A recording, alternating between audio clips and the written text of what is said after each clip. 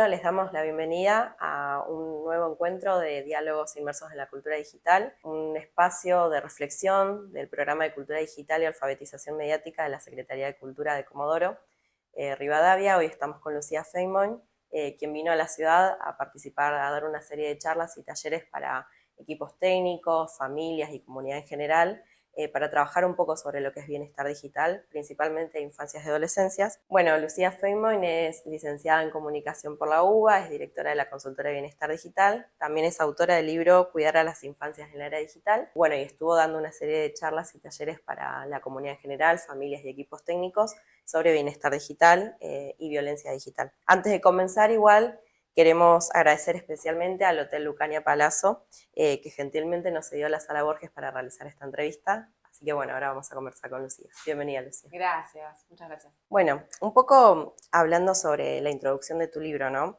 Vos planteás ahí que el presente digital es como un territorio de arenas movedizas. ¿Por qué elegiste esta metáfora? ¿Y qué es lo que hoy nos hace sentir que el suelo no nos sostiene, ¿no?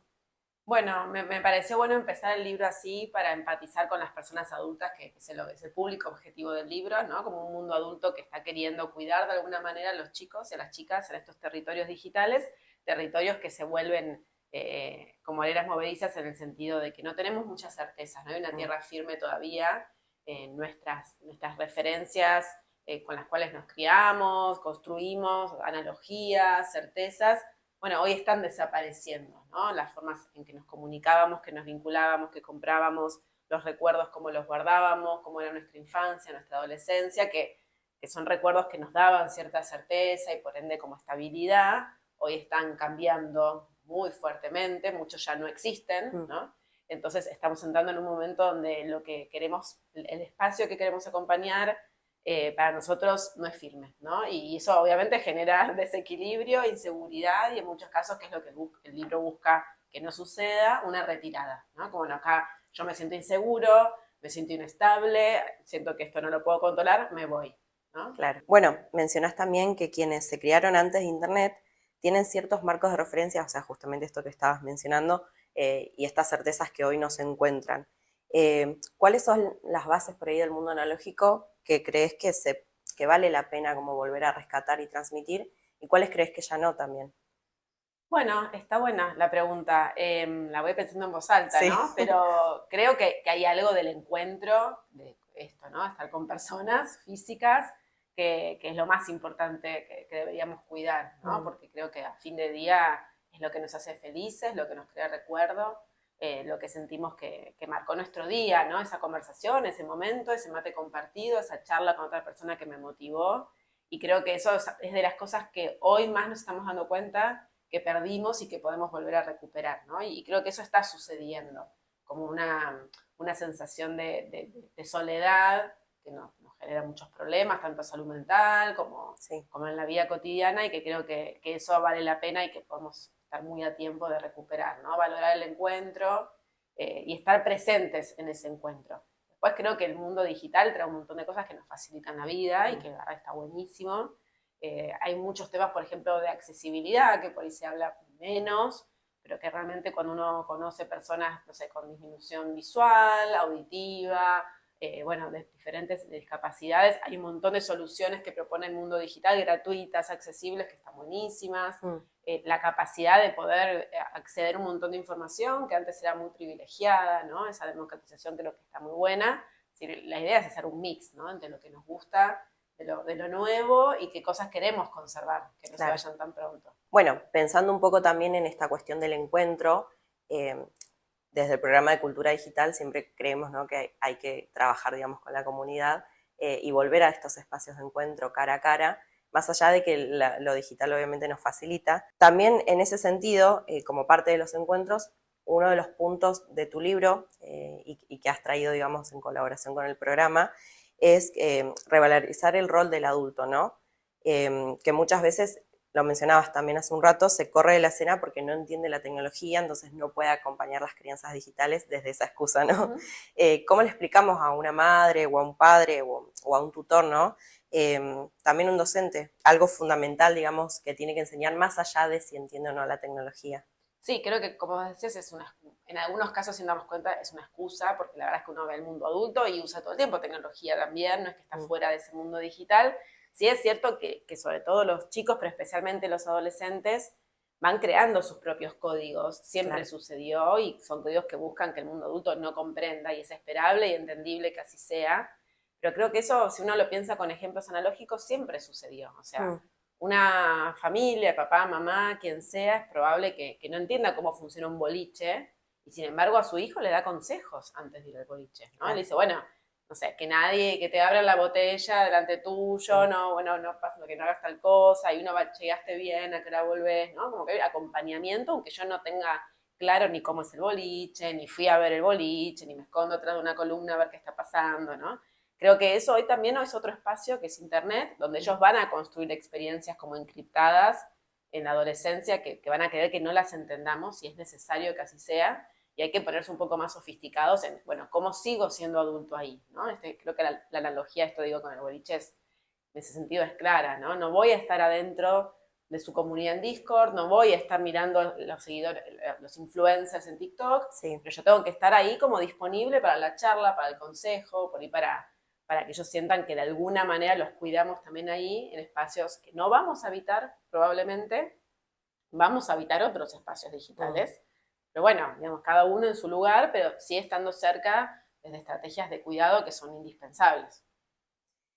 Bueno, justamente hablar de infancias y pantallas creemos que no es solo un problema, ¿no?, de las familias, que otros actores tienen que sí o sí, digamos, sentarse en esta mesa y cuál es la corresponsabilidad, ¿no?, que hay desde el Estado, desde las empresas, las escuelas. Sí, y está bueno aclararlo porque en general terminamos hablándole a las familias o a las escuelas, pero es como el último eslabón, ¿no? Es mientras tanto, mientras los reales responsables hagan algo, nosotros nos tenemos que ocupar en la trinchera de cuidar a los chicos, pero siempre teniendo como norte, ¿no? Una responsabilidad vertical, que es la más importante, que es el diseño de las plataformas y la regulación del Estado para guiar y regular ese diseño, pero mientras eso no sucede, bueno, quienes estamos cotidianamente con los chicos y las chicas tenemos que afinar las estrategias de cuidado, principalmente el Estado en políticas públicas, que dé lineamientos e información y también mayores posibilidades de estar con los chicos, ¿no? Porque mucho de lo que pasa hoy en la familia no es solamente por lo digital, sino, bueno, si una persona no tiene una licencia de maternidad o paternidad como la gente, si tienes que tener 3 trabajos para llegar a fin de mes, si es muy caro tener una persona de cuidado, si los adultos mayores no les alcanza la jubilación, entonces tienen que seguir trabajando y no pueden cuidar a los nietos. Bueno, todo eso también ayuda a que la familia tenga que recurrir a las pantallas. Entonces uno termina dándoles abordajes a esas familias que están en el día a día, pero está bueno siempre recordar que es el último eslabón de una cadena de responsabilidad, o el anteúltimo, porque el último es el niño, ¿no? Sí. Pero sí entender que tenemos que seguir pidiéndole a las plataformas que modifiquen sus diseños y que el Estado tiene que ser el gran impulsor de ese pedido. Justamente desde el programa compartimos con vos, ¿no?, esta cuestión de que nos gusta trabajar en el territorio, ¿no?, y de que creemos que es necesario. En tiempos, bueno, donde todo, justamente esto que mencionabas antes, ¿no?, de las pantallas terminan siendo como prioritarias en las crianzas, ¿por qué, digamos, para transformar el mundo digital primero hay que encontrarse cara a cara, ¿no?, tener el encuentro?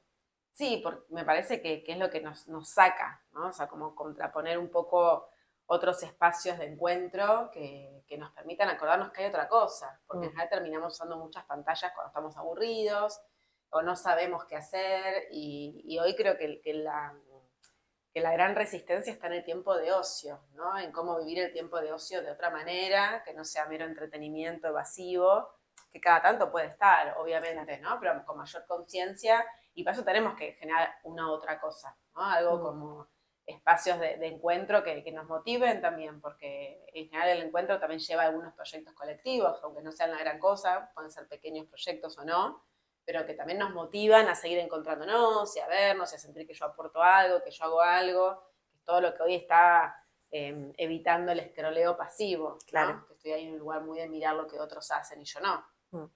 Bueno, y en línea con esto, vos ya llevás varias actividades acá en la ciudad, justamente de encuentros de espacios de trabajo que han abierto como otras conversaciones. ¿Encontrás algunas particularidades acá en la juventud y en las familias del sur con las que has podido conversar o trabajar? O, digamos, dolores o desafíos con respecto a la tecnología que son iguales en otros lados o encontraste alguna particularidad acá? No, la verdad es que se ve muy homogéneo en todo el país el tema. Obviamente que hay cuestiones de las grandes ciudades que cambian, ¿no? Pero me parece que, bueno, que es cierto que es una ciudad con la particularidad a veces de un clima áspero y que eso hace que sea más difícil todavía el salir y encontrarse, ¿no? En determinados momentos del año, que los chicos estén más en la calle, que puedan ir en bici a todos lados. Me parece que eso hace, ¿no? Como esa cosa de estar en casa y en un momento se te acaban las actividades en casa y surgen más las pantallas. Creo que eso sí podría ser, pero después me parece que es un tema muy global, que de hecho en Argentina, en Latinoamérica, en Europa, se está hablando un poco de lo mismo con esto, ¿no? Con algunas características más específicas, pero en términos generales estamos viendo un poco lo mismo. Acá vamos a traer una cita de una canción que nos parecía como interesante para citar ahora, un verso de Sui Generis. Poco a poco fui creciendo y mis fábulas de amor se fueron desvaneciendo como pompas de jabón. En esta era de hiperconectividad y estímulos constantes, ¿cómo están creciendo hoy los chicos y chicas? Y también, ¿qué encontrás vos en los talleres cuando te encontrás con ellos? Bueno, de todo. Por un lado, una de las cosas que estamos viendo, no solo en los talleres con los chicos, sino con docentes sobre todo, es que en el nivel inicial y en los primeros años de primaria, donde debería primar como el juego más disparatado, está costando mucho que los chicos jueguen, que se les ocurran ideas de juego, que las sostengan, que puedan hacer juego colaborativo, ¿no? Esto de, bueno, y dale que la silla era un auto y dale que vos te ponías ahí, todo eso que sí, la creatividad. La creatividad y esa cosa de estar armando en el momento una escena, a veces preparando la escena que después no ocurre, pero todo eso que es parte del juego, hoy cuesta, ¿no? Por un lado. Después aparece también mucha dificultad en el lenguaje, en sostener la mirada en los chicos chiquitos, ¿no? Mucho atraso en el lenguaje o un lenguaje muy robotizado, muy metálico, que también da cuenta no solo de la hiperconexión de ellos, sino de que son chicos poco hablados, poco mirados, o sea, el mundo adulto también muy atravesado por sus pantallas. Me decían maestras de jardín que ven chicos que quizás no les han cantado nunca las típicas canciones de manos, ¿no? Sí. Hay cosas que por ahí dimos por obvias y que se están perdiendo y que eso afecta también su desarrollo. Sí, que incluso son parte del recuerdo, porque uno recuerda, digamos, tiene en su memoria las canciones de la infancia. Tal cual. Juegos de mesa que los chicos hoy no conocen y que se sorprenden en el nivel primario de juegos muy básicos, ¿no? La escoba del 15, la casita robada, el juego de la oca, que tienen que en la escuela ponerse a hacer talleres de juego, porque los chicos no lo hacen, y eso tiene que ver con que en casa hay muy poco espacio compartido, ¿no? Y después ya en primaria lo que se ve mucho, sobre todo esto de que cuesta que jueguen o terminan muy pronto de jugar, ¿no? Ya en un cuarto grado los chicos ya no juegan, están mucho scrolleando en videitos y eso empieza a repercutir en sus actitudes, ¿no? Chicos que, aunque te das cuenta que les interesa la propuesta que vos llevás, no logran concentrarse, están todo el tiempo necesitando hacer algo, saltar, agarrar una botella de agua, ir, venir, o sea, como que no logran estar focalizados en un tema. Mucha ansiedad, mucho estrés, mucho de no sé qué hacer, dame algo para hacer, no se me ocurre, decime qué hago, qué viene después, ¿no? Como esa necesidad todo el tiempo de estar controlando lo que viene. Y también mucho tema con la motricidad, ¿no? Hay chicos por ahí en cuarto grado que todavía no saben bien cómo cortar con tijera, claro. Que te das cuenta que no han practicado, que vuelve el tiempo de ocio, ¿no? O sea, un chico por ahí de 6, 7 años que llega a casa y tiene un tiempo como sin actividad, previo a la hiperconexión, por ahí, bueno, agarraba unas plastilinas, recortaba unos papeles, te pones a armar un collage, algo y todo eso, más allá de que es divertido, trabaja la motricidad fina. Y eso hoy no está sucediendo. Entonces los chicos tienen mucha torpeza en sus manos. Claro. Motricidad gruesa también, porque están como con pocos momentos de exploración con la naturaleza o entre amigos, saltando. Bueno, todo eso creo que tiene que ver con un avance sobre la infancia muy preocupante, de lógicas de mercado, de consumo muy estandarizadas, ¿no? Esto de las nenas de 8 años por ahí ya con su rutina de skincare y dejando de jugar con juguetes. O sea, creo que hoy quizás una de las ideas que más nos interesa que queden es que tenemos que cuidar la infancia, ¿no? Y la infancia como un momento no solo hermoso, sino necesario para la salud mental del presente y del futuro, porque mucho de lo que después vemos en los problemas de salud mental de adolescentes tiene que ver con esta infancia acortada, poco profunda, poco disparatada, ¿no? Y como que eso va empobreciendo su subjetividad, su voz interior, que después obviamente no es gratuito todo eso. Sí. sí, un poco cada época tiene como, va generando como su propio mercado, ¿no? Pienso en la década de los 60, 70, que fueron los adolescentes quienes eran el lugar para el consumo y ahora cada vez eso está más cerca de las infancias, ¿no? Tal cual. Pensando un poco en eso, ¿cómo podemos alojar entonces a los chicos? ¿Qué nos pasa a los adultos, ¿no? Con nuestro propio consumo de pantallas y cómo impacta eso finalmente en las crianzas de hijos, de sobrinos, de hijos de amigos, ¿no? Sí, hay algo ahí que los chicos dicen mucho también en los talleres, que tiene que ver con el ejemplo, o que están viendo en casa, y cuánto les pedimos a ellos que nosotros no estamos pudiendo hacer. Y eso es clarísimo, o sea, desde segundo o tercer grado se dan cuenta y te dicen, mis papás son adictos, viciados, tanto el día con el celu, se llevan el celular al baño y escucho que están en el inodoro y que se reproducen reels, o sea, es patético, cuando Sí. uno lo escucha así decís, Sí. es fuerte. Están en el auto manejando, responden mensajes, o sea, no, las normas básicas no las cumplen. Y creo que también lo que más preocupa es esto que dicen mucho de cuando yo le hablo, no me presta atención porque está mirando reels. Claro. Yo le digo, pero escúchame, sí, te escucho, pero escúchame con los ojos. Estoy hablando, ¿no? Y eso lo notan. Y obviamente es feo, angustiante, triste, preocupante, o sea, no tiene ningún calificativo bueno.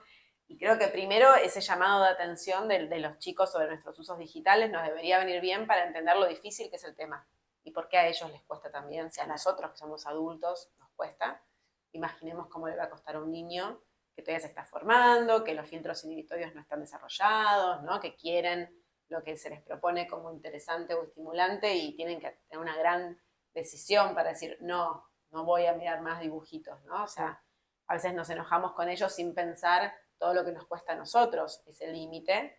Y aparte habla de una soledad, ¿no? Que es preocupante, muy poco tiempo compartido, tiempo de calidad, no lo de cantidad, porque estamos todos haciendo muchas cosas, pero hay muy poco espacio de juego, de rutinas, de rituales familiares, ¿no? De espacios donde creo que de vuelta el tiempo de ocio hoy está en jaque y lo vamos llenando todo el tiempo. Entonces creo que desde las familias que tenemos hijos chiquitos en primera infancia o niñez, lo que más tenemos que cuidar es ese tiempo de ocio, que tengan tiempo libre, para que vengan amigos a jugar, no estar siempre apurándolos con 1000 actividades, porque a veces para que no estén con pantallas les llenamos la agenda, entonces son chicos agotados, estresados, y no tienen tiempo en casa para decir, voy a ver qué hago. Claro. ¿No? Que fue algo que quizás de lo poco bueno que quienes tuvimos niños en pandemia quedó. Bueno, estaban mucho en casa y tuvieron que sacar los juguetes olvidados, que no se acordaban que estaban, y rebuscárselas porque había que hacer algo. Y cuando salimos, obviamente, nos agarra a todos la ansiedad de todos los planes. Y creo que está bueno también hacer un intermedio y que entendamos que es necesario que estén en casa, o en la casa de un amigo, o en el parque, pero jugando con pares libres, que ellos se la rebusquen, armen juego, organicen, medien, ¿no? Negocien. Sí, como darles un poco de capacidad de acción a ellos, Tal cual, ¿no? autonomía. Sí, de agencia. Bueno, como para ir cerrando unas preguntas, como bueno, para hacer un poco de futurología quizás, o tratar de construir juntos como algunas pautas.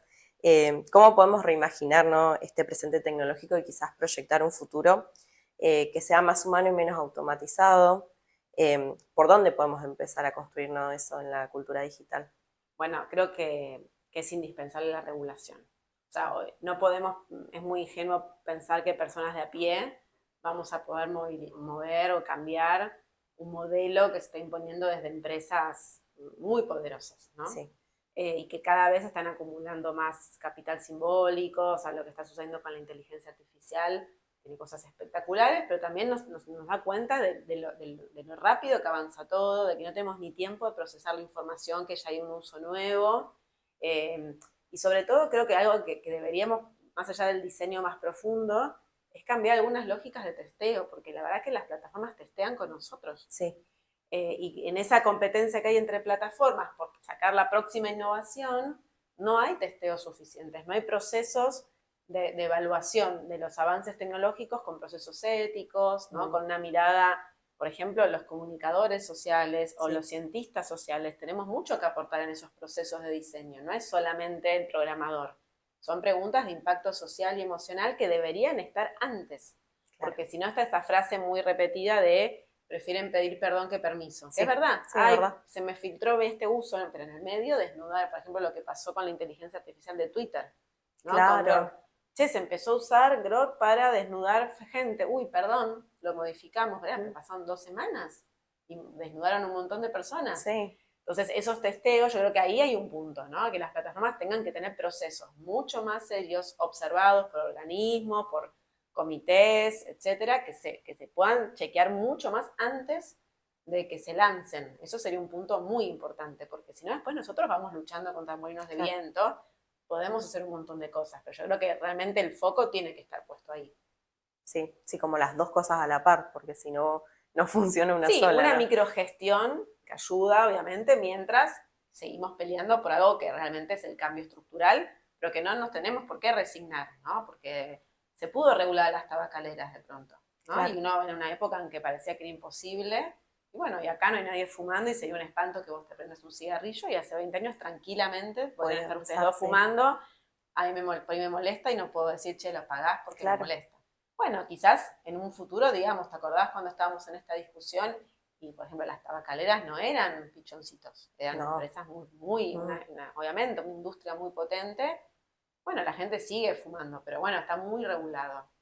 Creo que a algo así, a un modelo así, deberíamos aspirar. Bueno, ya vas un año, ¿no? Viniendo a la ciudad, articulando trabajo con el programa de Cultura Digital, también con la Oficina de Derechos y Garantías, con la Secretaría de Cultura. ¿Qué valoración haces de este trabajo interinstitucional que se viene generando y qué puertas crees que abre para la ciudad trabajar con vos y el programa de Cultura Digital en general? Bueno, yo siempre lo nombro el programa cuando voy a otros lugares, porque me parece un programa muy innovador, que no conozco que haya en otro municipio, un programa que atienda una temática que es indispensable, ¿no? Y que me parece muy importante también que se pueda pensar desde la cultura. A veces son temáticas que quedan también con razón llevadas a educación, pero creo que es importante tener espacios, políticas públicas para pensar a nivel sociedad y procesos culturales qué está sucediendo con la mediatización de la vida. Así que me parece que es un programa muy interesante para que vean también, ¿no? Otros municipios. Y la verdad que después de ya venir varias veces, me parece que es un equipo no solamente muy formado, sino muy comprometido con su trabajo y con un norte de política pública, ¿no? Siempre este esfuerzo por articular, por abrir conversación con espacios que están trabajando temas muy interesantes, que eso pasa en todos los puntos del país, ¿no? Y yo también he trabajado en el Estado y a veces sucede que hay esfuerzos hermosos pero desarticulados, que por ahí faltan estos espacios. Y bueno, qué bueno lo que estás haciendo, yo también, ¿por qué no nos sumamos? Creo que ese horizonte que plantea el programa también es indispensable y esa mezcla entre formación, porque es un equipo muy formado, con compromiso para realmente que el programa tenga un impacto. Así que yo los felicito y me encanta siempre venir y compartir con ustedes porque me parece que es un programa a tener muy en cuenta, mirar, porque es un tema que si no termina como que nadie sabe dónde ubicarlo, ¿no? Claro. Y que haya un espacio propio es importante, marca la agenda también. Bueno, y quizás esto ya, me parece que en algún momento te hemos hecho esta pregunta. Las arenas movedizas, ¿no? Que vos mencionás en tu libro, ¿hacia dónde crees hoy que pueden estar yendo, ¿no? ¿Qué otros horizontes, aparte de la crianza digital, el bienestar digital de infancias, crees que puedes empezar a trabajar? Ay, no sé. ¿Qué te respondí la otra vez? No me acuerdo. No, a ver, creo que lo que estamos más de fondo trabajando tiene que ver con un cambio social, ¿no?